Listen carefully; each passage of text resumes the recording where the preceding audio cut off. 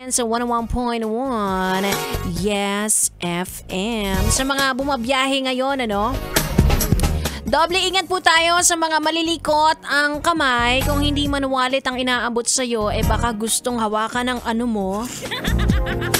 Pakiingatan po, kung kaya nating magdala ng jacket, kung kaya nating ipangsangga ang mga bag natin, gawin natin.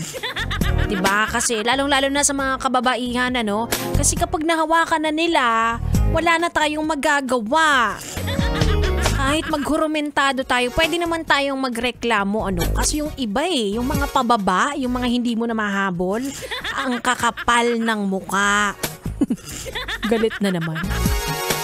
Sa'yo kuya, ayan, mga patulog-tulog sa biyahe. Bantayan nyo po ang inyong mga kagamitan, sasabihin nyo alam nyo, hindi porket walang laman ang wallet ninyo ay hindi nyo naiingatan, diba? Nandyan ang mga ID mo, nandyan yung mga resibo ng utang. Ingatan ang ating mga kagamitan. Ako na nanakawan na ako ng cellphone. Totoo yun, totoo. Wala, tulog-tulog kasi ako parang confident ako na hindi naman nila kukunin kasi hindi naman kagandahan. Wala na pong pinipili ngayon ang mga magnanakawang mga snatcher kung pwedeng pagkakitaan kahit kahit parang pangkalakal, ganon. Kukunin pa rin talaga nila. Again, ingat-ingat po, lalo na ngayon ay Friday, marami pong tao sa labas.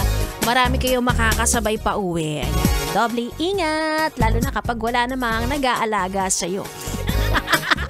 Feeling ko yan ang kulang sa akin. Wala kasi nagsasabi sa akin ng, Ganda Wanda, ingat ka. Ganda Wanda, yung yung mga gamit mo, ingatan mong mabuti, baka manakaw. Pati ikaw manakaw ka sa akin. Walang nagaganon sa akin, kaya hindi ako ginaganahan Arayo ako ingatan yung sarili ko. Charot lang. Anyway, sa aking pagbabalik, kasama ko na naman ang bibi nyo on air, bibi ko naman off air, si B-Boy Bibo. At maya-maya lang kami live sa aming Facebook and TikTok page at Yes FM Manila. Tuloy-tuloy ang ating tugtugan dito lang sa stasyong number 1 sa kalokohan. 101.1 Yes FM. 101.1